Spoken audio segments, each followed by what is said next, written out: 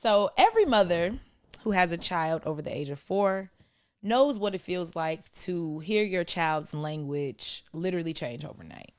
One day you're still trying to figure out what they're saying, and the next day they're holding full conversations, completing full sentences, using full lengthy words. But there's another transition that I want to touch on today, okay? That transition from them being as sweet as pie, constant I love yous and endless compliments, to them mocking you, talking back, and talking smack. I'm here to tell you, if you have worked on your patience from year 1 to year 3, year 4, be prepared to keep working and even harder, because the way that my child tests my patience and my boundaries is unheard of sometimes. Sometimes it's hilarious, but a majority of the time it's really not. Because it's very frustrating. It can be very flustering. She's sassy, she's witty, she's quick on her feet. And sometimes it's just not the time for that. And it can be hard to navigate, right? So with them being so like trying to get on your nerves, sometimes it feels like they're doing it on purpose, because we just don't want to deal with it, or we don't know how to deal with it. And I've noticed that anger and yelling and punishment really is not the way to deal with it. It just doesn't really change the behavior. So what do we do? How do we deal with it? We know from experience we can't really stop it. And we kind of shouldn't want to, because if you really think about it, it's not necessarily disrespectful at that age. They're not cursing or yelling or screaming, right? They're simply just expressing themselves in a way that they don't understand is not right, right? So at the end of the day, they're finding their voice. They're testing their own boundaries, their own standards, and they're just trying to figure out what kind of control they have over their own autonomy, right? So being a parent for 5 years, I have noticed that there are some tactics that I've come up with that are a great assist when it comes to dealing with my child testing my boundaries over and over and over again. In these moments, we can get frustrated. We're only human. We can be short-tempered. But as moms, we have to understand that every opportunity is an opportunity to positively affect the dynamic between us and our children, right? So thank you for tuning in to episode 18 of Mommy Monologues. Woosah, watch your mouth. This episode is brought to you by none other than Killer Cocktails, the best cocktail curating business around. If you're not already following me on Instagram, go ahead at CamBamFam, click the link in my bio, and read everything about me, all you need to know, from my recipe books to Killer Cocktails Instagram, to my YouTube for to watch the visuals for the podcast, whatever. Just click that link and you'll have all that you need. Let's get into it. Firstly, I think we need to understand why children even do this to us. Why do they test our boundaries? So if you really look at it, they can talk now. Now they are fluently speaking, right? So they are figuring out a lot of different emotions now and how to express them outwardly. Of course, at first, when they were just babbling on, were they feeling things? Yes. Were they thinking things? Yes. However, they were unable to verbally express them. So now that they can, they're taking it upon themselves to see how much they can verbally express without getting into trouble. So they're simply just learning a sense of self, if you will. So that's a natural part of their development, as they learn what's acceptable behavior and what's not. So even when it seems like they're just trying to frustrate you, the truth is they really are not. They're simply exploring their own capabilities, their own standards, their own limits. And if we recognize this, instead of us approaching the situation with anger, we can approach it with empathy, right? So, being a mom, I've noticed one of the most effective ways for me in dealing with getting my boundaries tested is consistency. And I say this because at this age, toddlers need routine. They need consistency. They need to know that the rules are the rules. You can't get all wavy and expect them to not complain when they have to listen. We can't even expect them to not comply. Like we know that if we bend the rules once with them, it's hard to get back on track. Like if bedtime is 8 o'clock, you need to make sure that it's 8 o'clock, simply because the moment that they find that they use their little sugar magic to get you to change your mind and 8:30, my show's not going off yet. I'm a little triggered right now because that's my baby's favorite line. My movie hasn't gone off yet. So you do that and that you say yes, and then the next day you try to make them go to sleep at 8 o'clock, and now they're complaining or they're mentioning what you let them do the night before.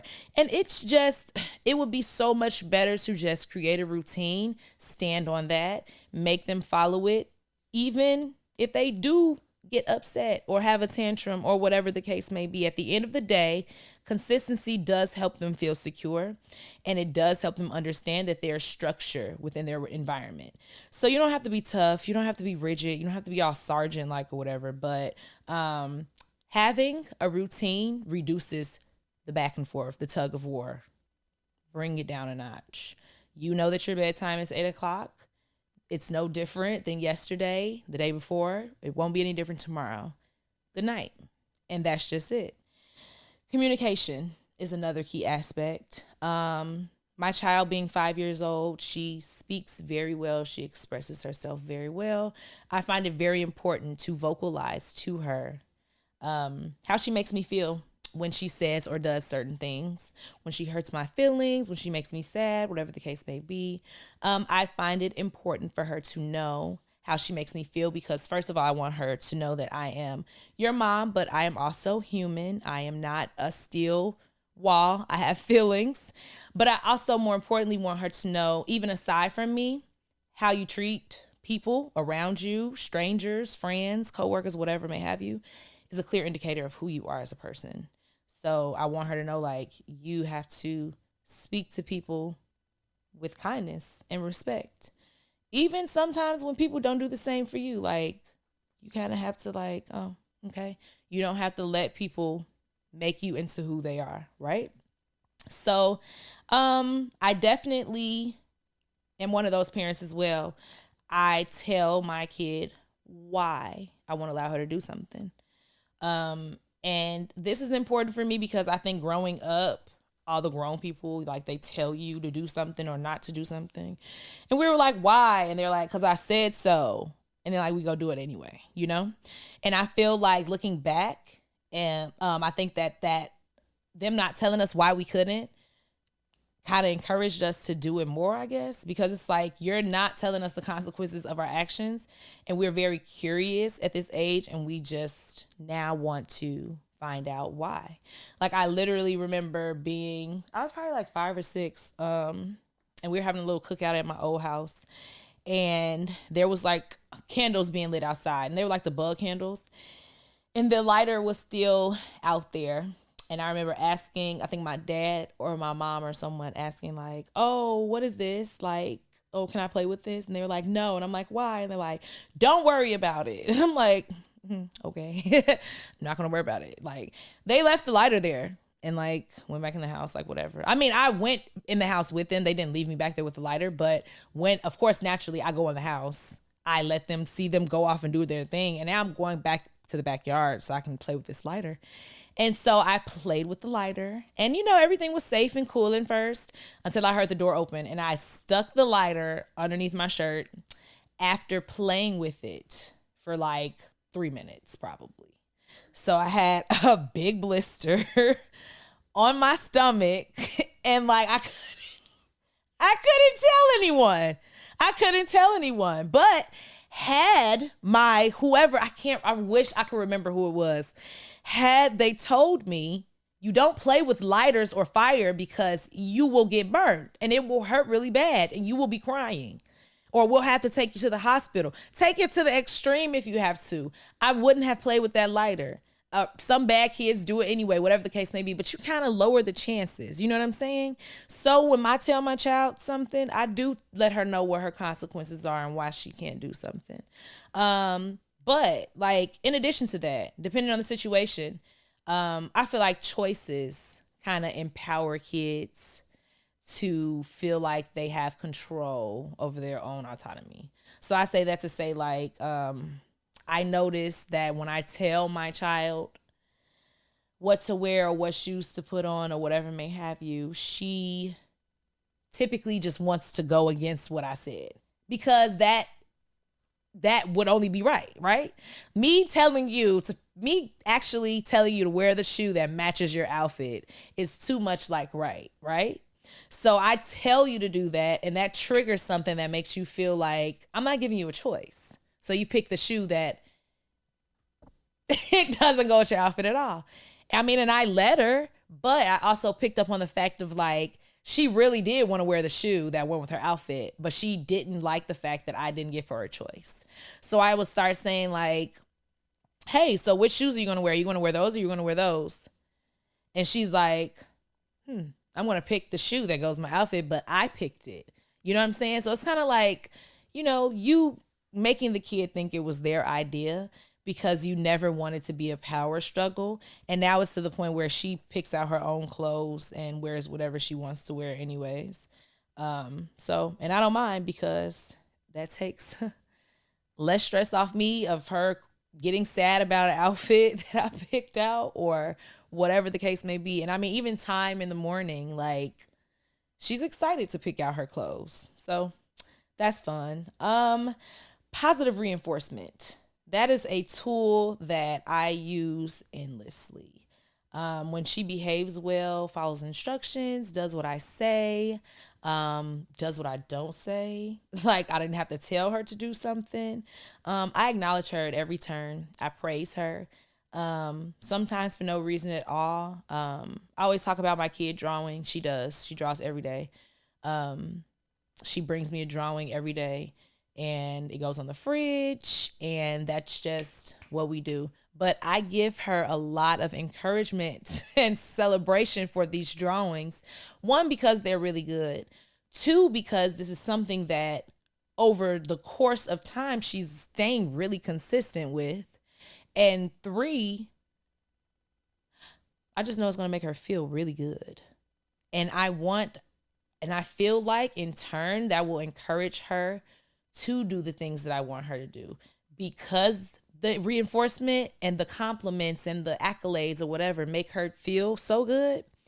She knows that she will also get that by behaving well, listening, doing what I say, cleaning up behind herself, things of that nature. I think that it will positively encourage her to listen.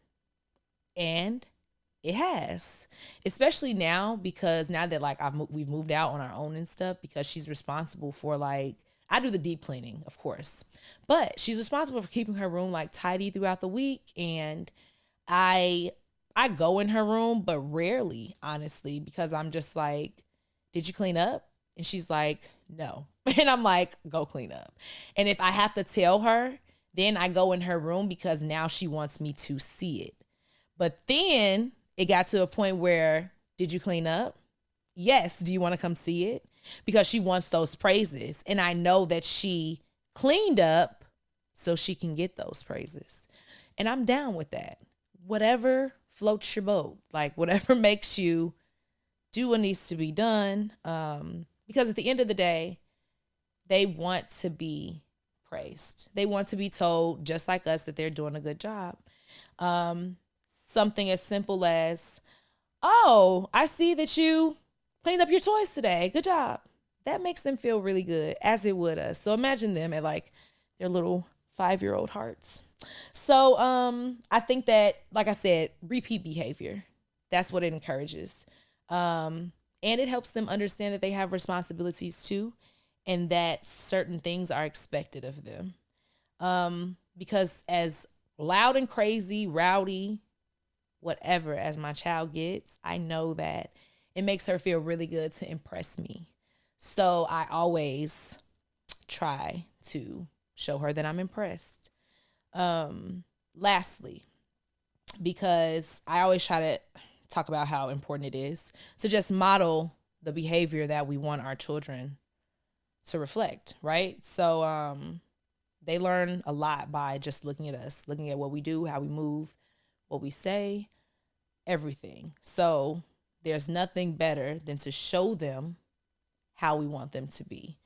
If you want your child to use polite language, talk to them politely. Talk to others politely around them. If you want them to be generous, make sure that they are seeing you give. Make sure that you are encouraging them to share and to give. If you want them to be friendly, you have to be friendly to them. You have to be friendly around them. You have to keep them out of certain situations that make them feel like it's okay to not be kind or friendly, right? You want them to be calm in situations that will most likely cause stress. You have to show them in those situations that you can be calm. You have to simply just put on display for them exactly what they should be. The better parts of you should always be on display for your children, so they have a choice from nothing but good things. So just make sure that you're demonstrating whatever you want them to pick up on, because at the end of the day, actions speak louder than words. It's just simple math. So now I just have to always give a disclaimer, because there's no 100% success rate here, okay? These are just the most effective ways that I have found being a mom. But there will be times where absolutely nothing will work. There's times where nothing has worked and I've been so flustered. There's times where I've tried to communicate really well with her and she's mocked me and like I feel like crying sometimes, but like they'll get snappy, they're going to have tantrums, they're going to talk back, get flip at the lip. They'll say something to grind your gears and get under your skin. But I think it's very, very important during these moments that we remain calm and we figure out how to approach the situation in a way that won't scare them or make them fearful to be themselves or express themselves freely in your presence. At the end of the day, our reactions can either escalate or de-escalate a situation, right? So do your best to remain composed. I take deep breaths a lot. I won't lie. I used to not be for the timeout thing, right? Because it just seemed, I don't know, super, super ineffective. So I won't call this a timeout, but I'll call it a lights out. Because I will definitely make my child turn the TV off and like sit down and recuperate, like regroup, get it together, because you're really showing out and you just need some time to just think about it. And I get that. This leads to multiple things sometimes an apology. Sometimes she'll just shy her way to my room and like get in my bed and cuddle, or I'm on the couch, she'll just like nuzzle up to me, whatever the case may be. I don't know, but I realized that at her age, it has worked. So maybe I didn't agree with timeouts for little children, but children who know what they're doing and what they shouldn't be doing, yeah, they can be told like, hey, because at the end of the day, I'm never going to be the whooping parent. And I realized that. So I kind of knew that though from the start. I didn't get a lot of whoopings, but the whoopings that I did get, I would have rather piped them down and stretched them out. Like that's like the very few that I got were crazy. So I kind of knew early on that I wouldn't be that mom. So I definitely tried to communicate a lot. Like I said, like I tried to just go to your room. I'm gonna go to my room, because at the end of the day, a few moments of peace and quiet to think about it is for both parties. It's for them to calm down and figure out why they can't talk to you that way or why they can't say that. And then it's for you as well, mom, to figure out how you're going to approach the situation moving forward, right? So that being said, mommy's mirror. So I saved this particular aspect for Mommy's Mirror because it's most important for me in regards to motherhood. Because as I navigate all the things that come with motherhood, unexpectedly, expectedly, I would have never guessed how important it is to set realistic expectations. You can reach for the stars. I want my child to have an amazing life. I want her to have all the things, right? Everything she could ever dream of, want, and need. However, I think it's important that we reach for certain goals in a healthy way. We have to remember that we have decades of knowledge and we still are trying to figure it out. We still don't know what we're doing exactly, but our children are definitely still learning and still growing just as we are. And they're not going to be capable of being well behaved or perfectly behaved all the time.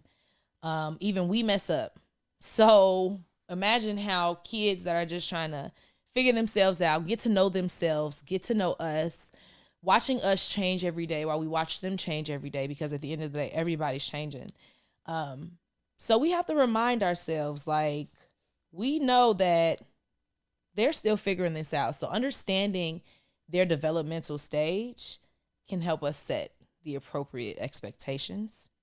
Let's keep in mind that they have not done this before. We have not done this before. We were all placed here against our will.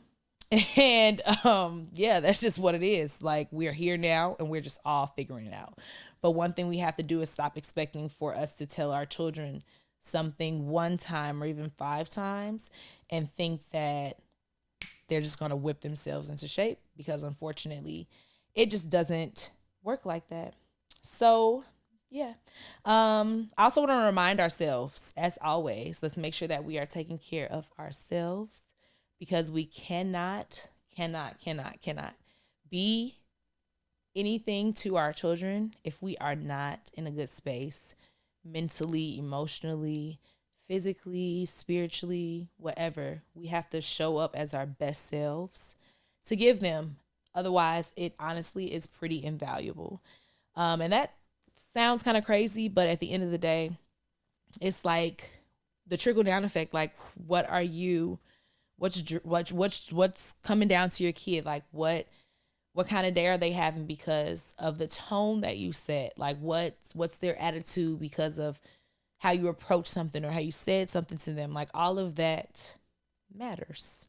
And we just need to make sure that we're just remaining well rested and patient so we can be more equipped to handle these challenges that come along. Because trust me, if you're not your best self and your child is acting out or talking back or being quick and witty and sassy, you're not going to be able to approach that situation with calmness and empathy if your day is already getting on your nerves. Like, you know what I'm saying? And you're not even approaching that with calmness or whatever. If you're not in good standing mentally, emotionally, you really, really, really need a break. You're going to be very sassy and short-tempered and frustrated at your child. And that slowly starts to create a barrier between you two. Of course, no, this one time won't create a barrier between you two, but it adds up. And your child gets further and further and further away from you. Maybe not physically, but emotionally, mentally. They no longer feel like they can talk to you about anything, come to you about anything, or even express themselves freely. So we just want to make sure that we're keeping ourselves in a good headspace so we can show up for them. Take time for yourself whenever you can. It can be as small as finishing 2 chapters of a book you're reading while you take a bath. It can be going for a walk, taking a nap. Anything self-care is self-care. I'm enjoying most now that my child is older and just sleeps. Like, there's no way around it. Like, when she's in the bed, that's it. She's up, she's gone for the day, that's it.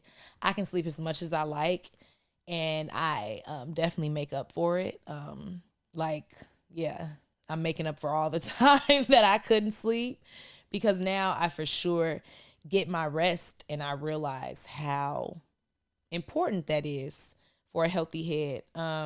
So Let me also just remind you all to just cherish the moments, even with the tantrums, even with them testing our boundaries.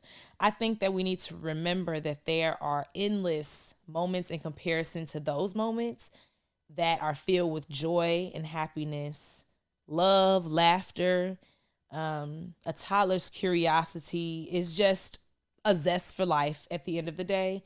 And we need to hold on to the best moments rather than the ones that will quickly come and go, because the years are just going by so fast. Like, I can't believe my child is about to be 6.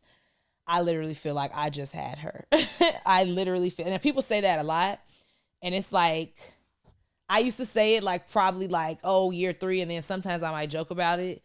But no, like, she's going on 6. And it, like, I really feel like I just had her. And maybe it's because, like, it's a whole new milestone coming. Like, she's about to go to school for real. And it's just like, oh, wow. Like, dang. But yeah, so we need to cherish the moments that are here to stay, not the ones that'll come and go, not the ones that neither of you, to be honest, will remember when they're teenagers or adults. So let's just remember that. Celebrate the small wins, the small victories, and milestones always, and give yourself grace. Never be too hard on yourself. We're learning, they're learning, we're growing, they're growing, and we're doing it alongside each other.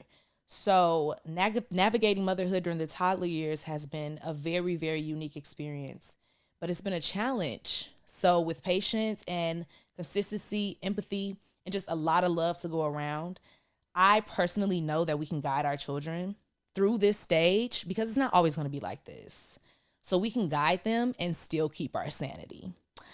So let's remember just to embrace our journey and remember that we're doing an incredible job no matter what we do that day. Long as we're showing up, presence, not perfection, we're doing great. And that is Mommy's Mirror. So thank you so much, you all, for tuning in and listening to episode 18 of Mommy's Mirror. As always, I hope this episode was enlightening and insightful.